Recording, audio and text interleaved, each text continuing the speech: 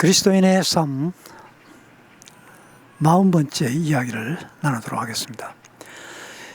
요한계시록 3장 14절에서부터 22절까지 라오디게아 교회에 향하신 메시지에 관한 내용인 것입니다.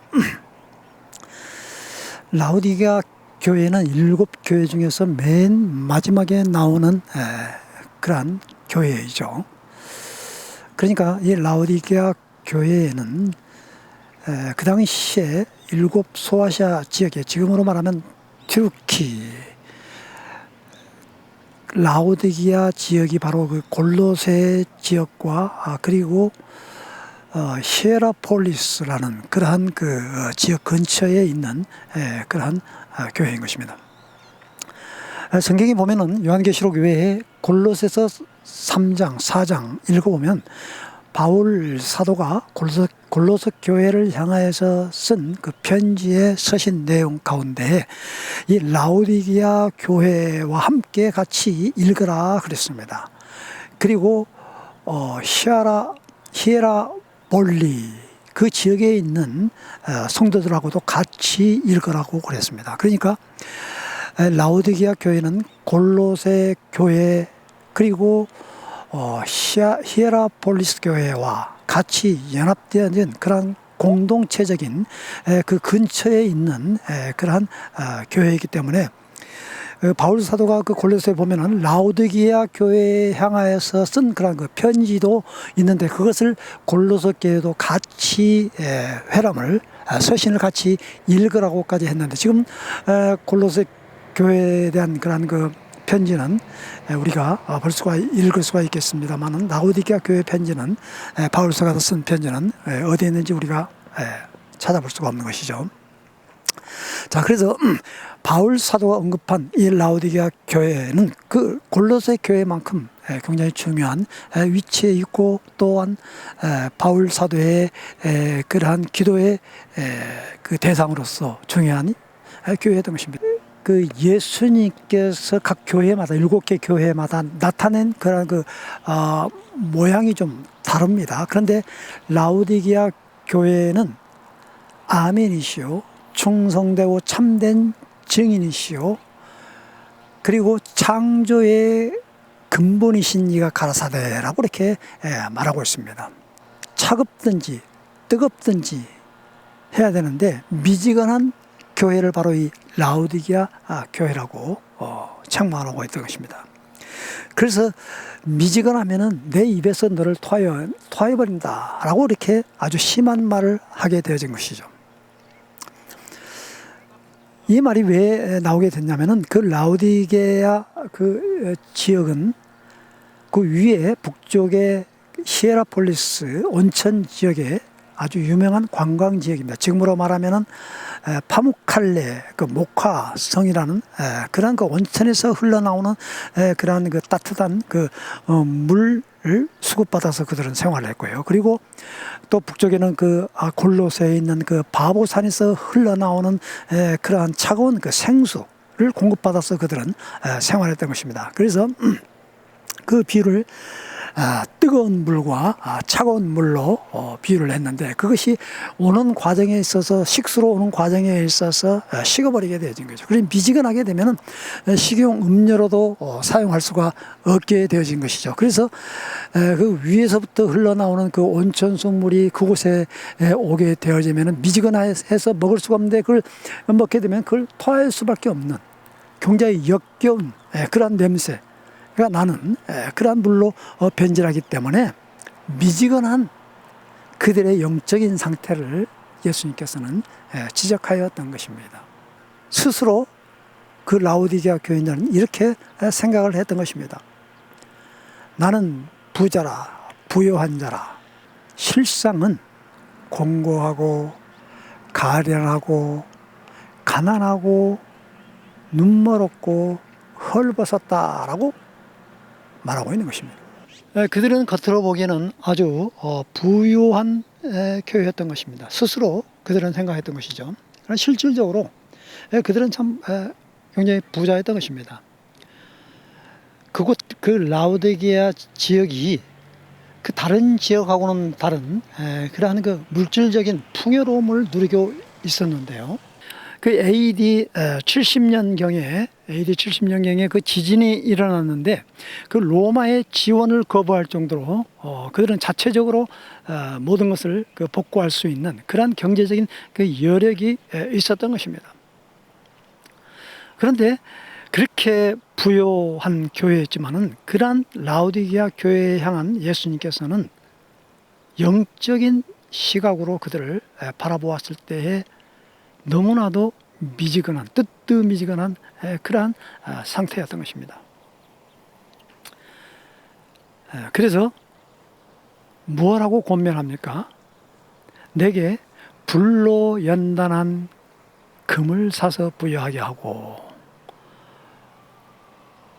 그리고 흰옷을 사서 입어 벌벗은 부끄러움을 보이지 않게 하고, 안약을 사서 눈에 발라 보게 하라. 그렇게 권면하고 있는 것입니다.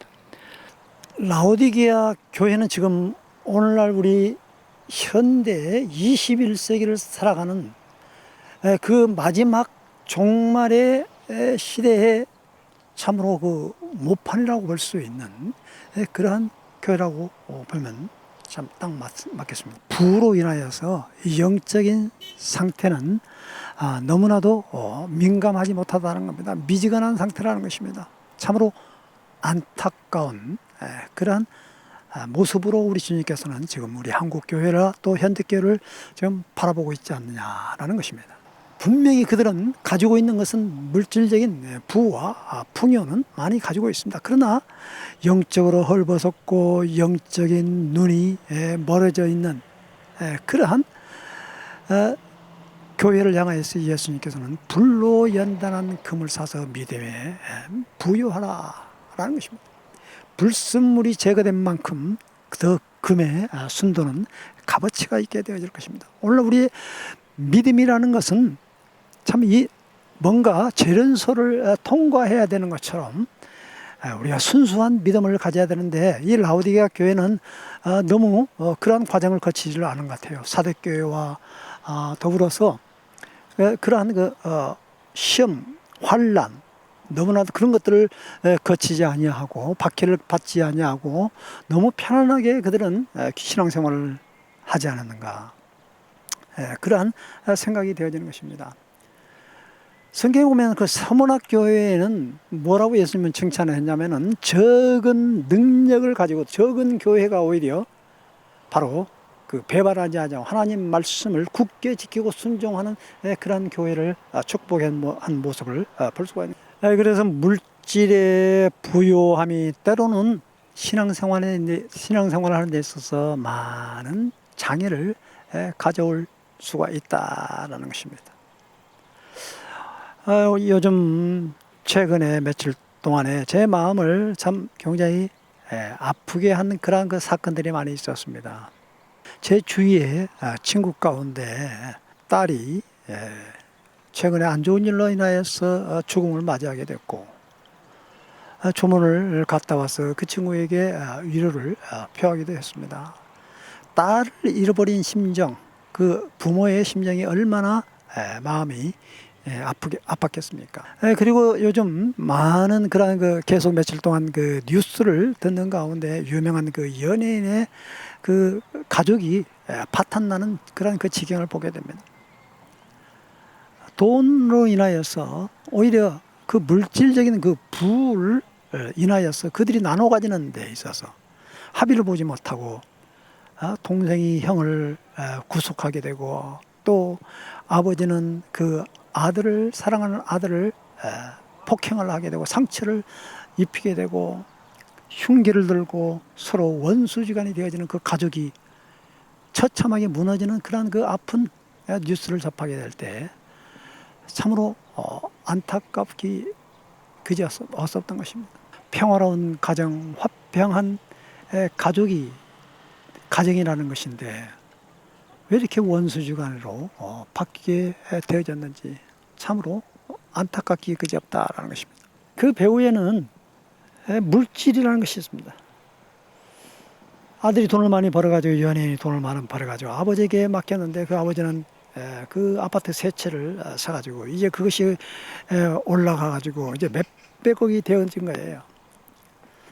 그런데 이제 그걸 형하고 같이 같이 하는 관리하는 가운데 이것이 재산이 불어나니까 이제 서로 양보하기가 힘이 든 거죠. 서로 좀 나눠 가졌으면 괜찮은데 이 물질이라는 것은 돈이라는 것은 한번 이게 어떻게 보면은 한번 씌우게 되는 것이죠. 그러면 절대로 한 푼이라도 빼앗기지 않으려고 하는 것입니다.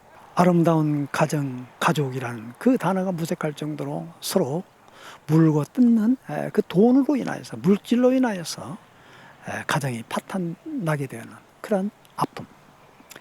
바로 이 라오디게아 교회가 오늘날 우리 교회 안에서도 참으로 우리 한국 교회가 뭐 몇천 명 또 수만 명 모이는 그러한 교회가 있었습니다. 마치 말이죠. 하나의 그 콘서트장을 방불케 하는 주일날 우르르 모여 들어갔다가 그리고 1시간 예배를 드리고 빠져나오는 그 광경이 하나의 그 뭐 프로야구 구경하다가 나오는 것처럼 빠져나오듯이 말이죠. 그러고 나와서 일상생활 속에서는 그냥 아무런 그러한 그 감각 없이 그 삶 속에서 이루어지지 않는 그러한 그 신앙생활이 참으로 오늘날 라오디게아 교회와 같은 그러한 모습이지 않느냐라는 것을 보게 되어지는 것입니다. 그래서 마지막 때에 마지막 그 라오디게아 교회를 향하여서 주님의 재림하시기 전에 이 교회의 모습을 오늘 우리에게 보여주고 있지 않느냐라는 것을 저는 말하고 싶은 것입니다. 헐벗었다. 부끄러움을 모른다 이거예요. 예수 그리스도의 십자가의 피가 없는 그러한 교회. 한번 다니고 티켓 끊고 들어갔다가 나오고 즐기고 나오면 그것으로 만족하는 그러한 교회. 오로지 물질만 있으면 평안하다, 복되도다 그렇게 생각하고 있지는 아니한가라는 것입니다. 예수님께서 책망하고 있습니다. 사랑하는 자에게 책망한다. 그렇게 말하고 있죠. 내가 사랑하는 자를 책망하고 징계하노니 열심을 내고 회개하라. 그렇게 말씀을 하고 있는 것입니다. 우리 자신을 기만하는 그런 안일한 상태에서 지금 내가 평안하고 지금 전쟁이 없고 내가 지금 물질적으로 삶의 여유를 느끼기 때문에 그냥 그 현실에 안주하는 그런 어리석음에 빠져 있기보다도 다시 우리는 탈탈 털고 우리는 다시 한번 분발하고 일어나야 될 것입니다. 예수 그리스도의 십자가의 구속의 은혜를 바라보면서 불로 연단한 금을 사서 믿음을 부여케 해야 될 것입니다. 십자가의 구속의 은혜를 다시 바라보며 우리가 죄의 용서함을 받고 우리의 죄와 우리 가족의 죄와 우리 민족의 죄를 위하여서 우리가 회개하고 중보기도 하면서 우리는 그리스도의 십자가를 바라보며 구속의 은혜를 다시 한번 회복해야 될 것입니다. 안약을 사서 눈에 발라 우리는 영적인 눈이 띄어져야 될 것입니다. 하나님의 말씀, 구약과 신약을 우리는 영적인 눈에 발라야 될 것입니다. 매일매일 우리의 삶 속에서 하나님의 말씀과 우리가 교제를 하고 있느냐라는 것입니다. 하나님의 말씀을 우리의 눈에 발랐을 때 우리의 영적인 눈이 띄어지게 되어지는 것입니다. 그리고 볼지어다 내가 문 밖에 서서 문을 두드리더니 누구든지 내 음성을 듣고 문을 열면 내가 그에게로 들어가서 그로 더불어 먹고 그는 나로 더불어 먹으리라. 이게 불신자에게 향하는 그러한 메시지가 아니에요. 불신자에게 예수님을 영접하라는 그러한 그 구원의 초청의 메시지를 많이 활용하기도 합니다. 그보다도 중요한 것은 이 라오디게아 교회의 그 뜨뜻미건한 그러한 신앙 상태에 있는 교회에게 마음의 문을 지금 두드리고 있다라는 것입니다. 완악하고 교만하고 하나님의 말씀의 음성을 듣지 못한 그러한 교회는 지금 밖에 서 있는 것조차도 모르고 있습니다. 밖에 예수님께서 문을 두드리고 있는 그러한 사실조차도 모르고 있다라는 것입니다. 왜 그렇습니까? 아내가 너무 시끄럽기 때문에, 아내가 너무 분주하기 때문에 바로 예수님을 밖에다가 모시고 그들이 스스로 주인 노릇을 하고 있다라는 것입니다. 제가 살고 있는 동네 지역에 한 교회가 있습니다. 조그만 교회에 개척을 했는데 어느 한 성도님이 그 복권에 당첨됐다고 그래요. 복권에 로또에 당첨이 돼가지고 교회를 새로 지어가지고 새로운 담임 목사님을 그분이 모셨다고 그래요. 교회의 주인은 바로 그 사람인 것입니다. 오늘날 누가 오늘날 교회의 주인입니까? 예수 그리스도가 과연 교회의 주인일까요? 돈 있고 권력 있고 뭔가 대단한 사람이 교회의 주인 노릇을 하고 있지 않는가? 우리는 반성을 해보면 어서 속히 우리는 자리에서 일어나서 회개하고 열심을 다하여 주님을 내 마음속에 구주로 주인으로 모셔드려야만이 이기는 자에게는 보좌에 함께 앉게 해주겠다는 그 약속의 말씀을 우리는 붙잡고 이제 마지막이 종말의 시기에 라오디게아 교회에 주는 그 귀한 메시지를 나에게 주는 메시지, 오늘 우리 교회에 주는 메시지라고 우리는 받아들이면서 어서 우리는 미지근한 상태에서 뜨뜻미지근한 상태에서 진부한 상태에서 우리의 정체성을 잃어버린 그러한 상태에서 우리는 다시 한번 깨어 일어나서 그 빌라델피아 교회에게 주신 그 다윗의 열쇠를 가지신 그분이 나타나 그 모습을 바라보며 성전의 기둥이 되고 어떠한 환난과 핍박 고통에도 우리는 능히 우리의 믿음이 변질되지 않는 성전의 기둥이 되고 우리의 이름이 새 이름으로 성전 기둥에 기록되어지고 주님 보좌에 함께 같이 앉아 다스릴 수 있는 우리 모두가 되어지시기를 간절히 주님의 이름으로 기원합니다.